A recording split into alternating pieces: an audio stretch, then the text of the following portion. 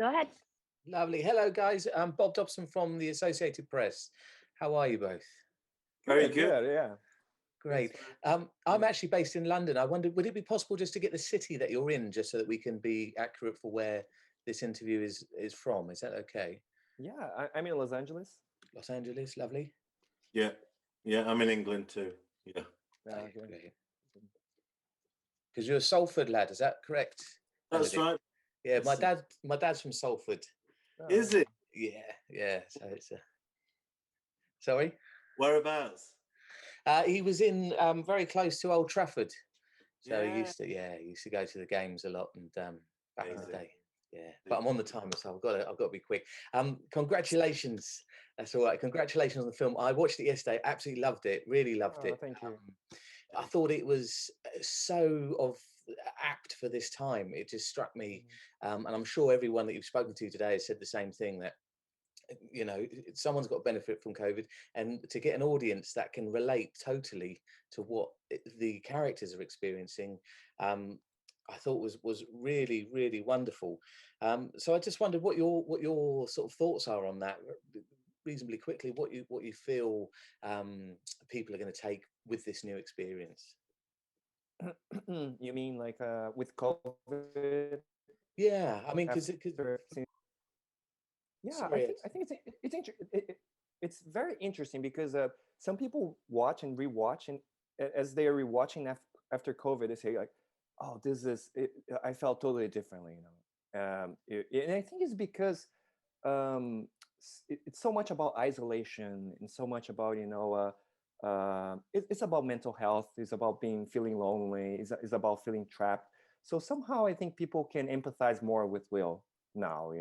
Not that they didn't empathize when they watched it before, but I think now they can be even more like inside his shoes and feel like, oh, okay, I get where he's coming from, and that's why he's doing that. And I think in this sense, since now we went through that experience, I think they will be able to see Will differently.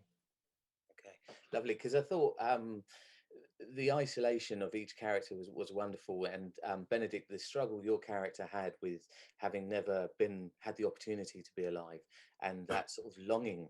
And I thought at the moment there's so many people just desperate to go out and hug and go to the pub or whatever. And then I found it quite interesting because we don't know where this is situated.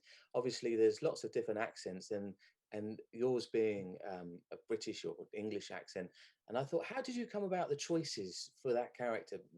How did you make the decisions that that sort of led you to that performance?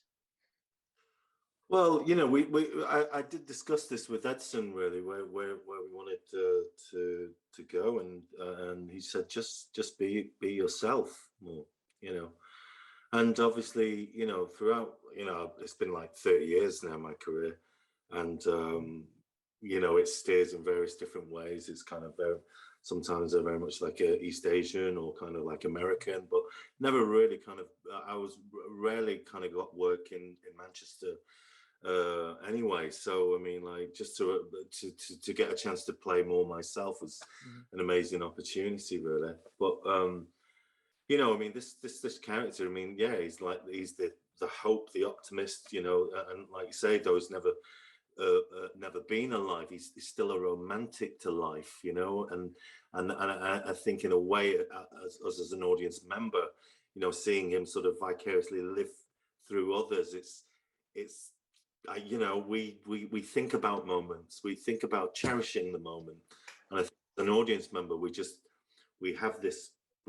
take a beat for ourselves, as in a way, like how Will returns to himself in a way, and I love that kind of when it just goes when he thanks her in a way that he's kind of feels like he's back again. It's like, where are we? It kind of reflects back to us, I feel, as audience members. Yeah, we do. We certainly do, and that really resonated with me. You kind of get delivered back, and I think we're all waking up a bit more to the details, the wonderful details in life. it led me to, and I think you're probably going to get asked this a million times, but the moments and your character Benedict helping build those moments was such a wonderful part of the film, and to see that, and I thought, what I'd love to know, you personally, as Benedict and Edson, if you could go back and revisit one moment for those 5 or 7 minutes or whatever, what would you choose? What would you go for? That's to both of you, please. I think for me it would be something with my family, like possibly in a swimming pool, with some, my dad just, pulling me from, and then it was just like I would just, it would pull me, or just like go through, one side from the other side of pool and things like that, yeah, the moments I pick up. Lovely. And Benedict? Again, yeah, I just think with what am I thinking of now? I was really fond of the back in the 70s, I guess, with my cousins and my gran, and like she was like the matriarch, there would always be like a cook up, and just everything was all kind of 70s blur, really, and like watching ET and just all my there's about 16 odd cousins. I think like, yeah, that's a lovely moment I hold quite dear as well. Yeah. I think going back would be absolutely I mean, Bill Withers did Grandma's Hands, and I think there's something about that in this film that really captures that kind of feeling. I'm running out of time, so very quickly, it's a little bit more light-hearted, this, but we get to see, obviously, the lives of people through the television screens, and I thought, if you had an opportunity to see anyone in history, dead or alive, and you could experience and watch their lives through a TV screen, who would you choose and why? Jesus, I think Jesus Christ. Yeah. Wow, that's a tough one. Who do I want? I kind of Tesla. Yeah. Gonna see what he got up to. Yeah, see all the missing plans. Yeah. Yeah. It's a fascinating one, isn't it? Because I just think, God, Yeah. it wakes you up to think, how can we, all the opportunities that you could see, and the things and the knowledge, and maybe Einstein or Joan of Arc, and it's just mind blowing. I'm running out of time, so I better sign off. But I just want to say, Edson, thank you very much. I understand this is your first feature, so I really hope that we'll be seeing a lot more feature films from you, because it's thank you, appreciate it. superb. Thanks so much, and Benedict. Thank you. I'm really hoping, when you spoke, I was like, hold on, that's genuine. I mean, that's not an American putting on that accent. There's no way you can capture that. I thought, why is he not on our TVs more? We need to get you back over here. Last year. Thank you for that. Thanks. Thank you, Bob. Thanks Right, again, thanks, guys. Bob. Congratulations. Cheers. Thank Thanks you very much. Have a good one. Bye-bye. Cheers. Bye. Wow. Would at the very beginning, your name, your affiliate, all that, and then just do your intro and roll right into it. And if I could also just tell you to keep an eye on the chat, I'm going to give you a 1-minute warning when we're getting to the end there, and then I will interject at that point. All make sense? That sounds great to me. Thank you. All right, great. So, Josh, are we rolling on your end? Rolling on my end? All right, great. Go ahead, Bob. Thank you very much. Good morning, everyone. My name's Bob Dobson. I'm from the AP. I'm actually in London, so it's towards the afternoon in Sunday. But I guess, is everyone in LA today? Is that Just me? just you? Okay. Could I ask where everyone's based, just so that we can be accurate when we put it on the interview? Just the city that you're in.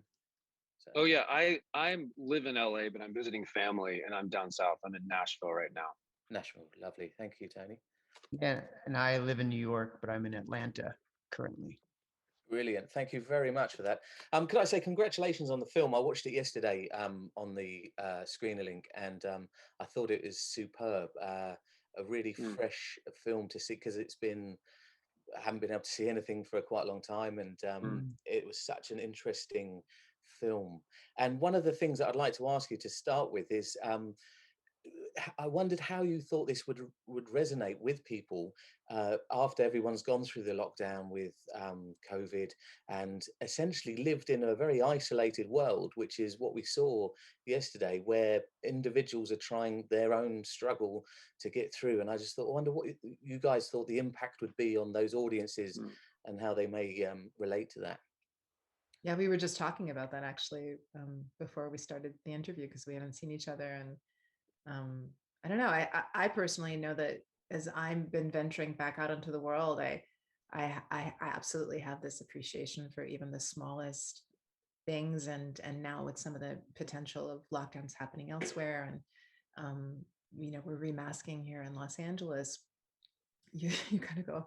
I mean, I'm grateful that we're masking, and at the same time, I'm sort of like, oh, I really just appreciated having my face, in the air and to be able to breathe. So just, the small things, so appreciative of the small things. And I think the movie really touches on that. Mm-hmm. I would say, oh, go ahead, David.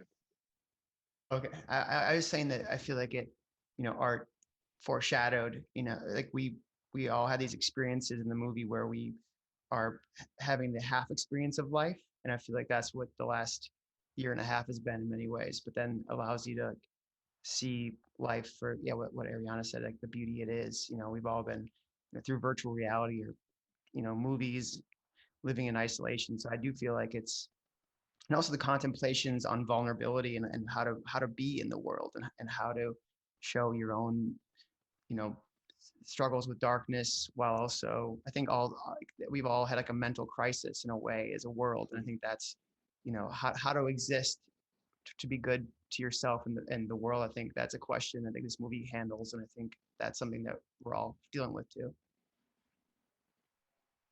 Yeah, mine's along the same lines. We also, I don't know if you guys have seen it since COVID ended, but I haven't seen it. The last time I saw it was Sundance, and I remember walking. This was pre-COVID, obviously, walking away going, "Oh my gosh, I take life for granted." Was there 6 of us or 7 candidates? I think it was 6. How many candidates were there? I don't remember. I think it was 6 or 7. Yeah. But it was like we're just craving to live. And I walked away from that movie and I was like, my gosh, I just do not take those moments. And of course, now post-COVID, it's like a whole different game. I'm craving everything. Absolutely. I mean, it's really struck me how relevant it is to today, to audiences. I think people will be really moved. And one of the things from an acting point of view which intrigued me was the struggle, the desperation within the characters. I wondered how you managed to achieve that when I guess that the characters that you're told are the existence beforehand is nothing and they go into oblivion. So how do you come about making your character finding that individual in that situation? I do remember all those conversations we had because it was just like, so what are we? Like, what space are we in? And just all those discussions of kind of trying to figure it out. And having that, we had this group discussion about, and with Edson, about how we're starting from a blank slate. But I think each of our characters had this like seed of who we actually are. David is the sensitive artist, and Tony with your specific character, just I don't know it. And mine sort of representing love and romance, that this sort of innate seeds of who our beings would be even if we became human. Will's character, Will says that. He says you will be born and you'll still be you. So I think it was tapping into like blank slate with that seed and then growing over those days. I felt like you're really having an interaction and a feeling without understanding it. And like part of like the arc of each of our characters is like understanding his or herself, I think, a little bit better. At least I felt like Mike was understanding he was having reactions without even realizing why. I think that happens, a lot as a growing up. It's the same kind of thing. You're like having these interactions and you have to go and figure out why you feel that way about it. And I think that was happening on a miniature scale in this movie. So we have these blank slate and then these initial reactions that the candidate doesn't even understand that she or he is having. Yeah, I just thought it was wonderful how individual each character was, how the actor to me had captured the essence of that person, exactly that person, and in contrast to all the others, which really sort of fed into this idea of people being chosen for whatever characteristics they've got, without it being too stereotypical or too 2D. Just to move on to something slightly lighter, I'd love to ask you if you had a chance. We do something called Celebrity Extra, which is slightly off topic on it, but if you did have the chance to view anyone in history, dead or alive, to view their life through their eyes, who would you choose and why? Ooh, that's a tough I've got my 1 minute warning, so one. just sit this out. Oh, I would say, I mean, not to sound this is cheesy, but I think like the way my daughter sees the world right now, she's, just kids just have this, every moment is its moment. They don't have that kind of, daunting anxiety of what's coming. I mean, they do, but like I get wrapped up in anxiety. I don't know, just through a kid's eyes, just like, wow, every moment, like a play date, the best day ever, I could use some of that. Yeah. Lovely.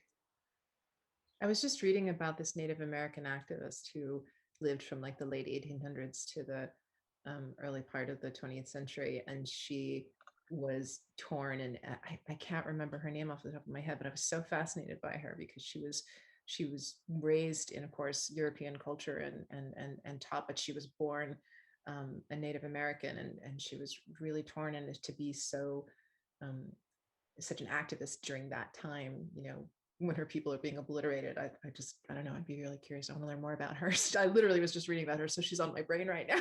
I can't remember her name. Cool. David would choose me. You would I would choose me, choose right? Tony Hale. I'm so glad. That's so nice. That's so Yeah. nice. I'm so glad you know that, Tony. Good, good. I'm glad I projected that onto Good. you. Yeah, Tony's my answer. Tony, lovely, great. I mean, why not? Yeah, absolutely. Imagine it's a fascinating Oh my life to God, have that's seen. perfect. So Tony, because even when I think about your character and your portrayal in the movie, which I'm a huge fan of, it's such a breath of fresh air throughout the story, and you have this incredible humor that your soul immediately brings to the Oh, situation. that's nice. Mhm. It comes from so much pain, Ariana. So much pain. I That think one that scene where you let out the pain, it's like, I think that you feel That's it. trauma. Yeah, you see the trauma. You see the trauma for sure. is Matt, are you there? Is that my time? That's So- your time, sir. If you want to do a quick wrap up, and then we're going to have to move forward. Okay, thank you very much, guys. Thank you very much. Congratulations on Thank the you film. for And having Thank us. you. no worries. Thanks for talking. Take care. I like your bedroom too. It's very cozy. It's our spare room. My parents are here to look after Very the nice. kids. So thanks. All right, thanks, Bob. We're going to stop recording, Bob. guys. It'd be fun if they were sleeping in the background. Oh my gosh, please.